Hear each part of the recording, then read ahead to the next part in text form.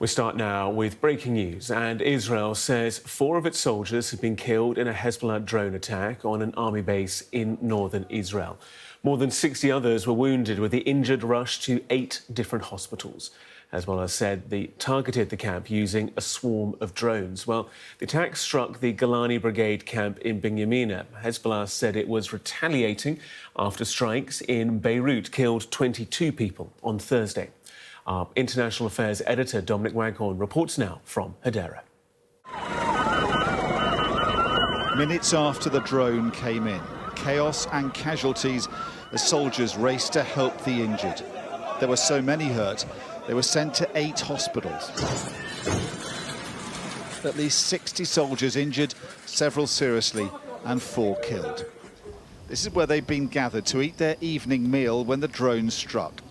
Somehow Hezbollah had penetrated Israel's defences without warning and hit the military base at one of its busiest times.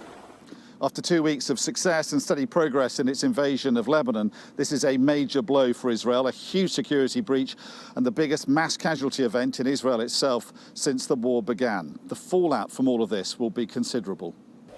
The first government minister to react to the attack spoke to us outside the hospital, where most of the injured have been taken.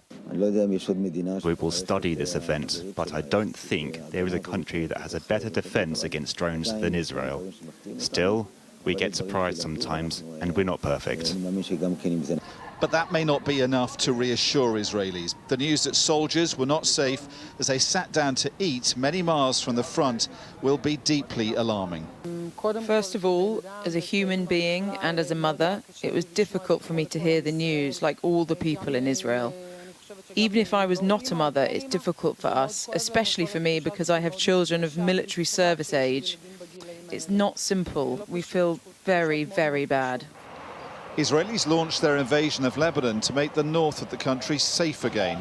Instead, their enemy has found a way of threatening and killing them even deeper into Israel. Dominic Waghorn, Sky News, Hadera.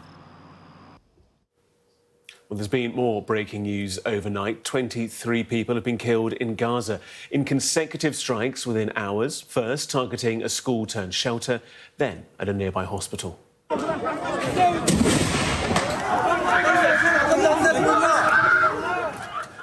The strike happened outside the Al-Aqsa Mosque in the hospital, in the early hours of this morning, where tents have been set up to house displaced Palestinians. At least 3 people have been killed and 50 injured, while large areas of living space have been burned. The hospital had already been overrun by victims of an earlier Israeli airstrike at a school also housing Palestinians. 22 people were killed there and 80 injured. The Israeli military says it was targeting a Hamas command and control centre in the area.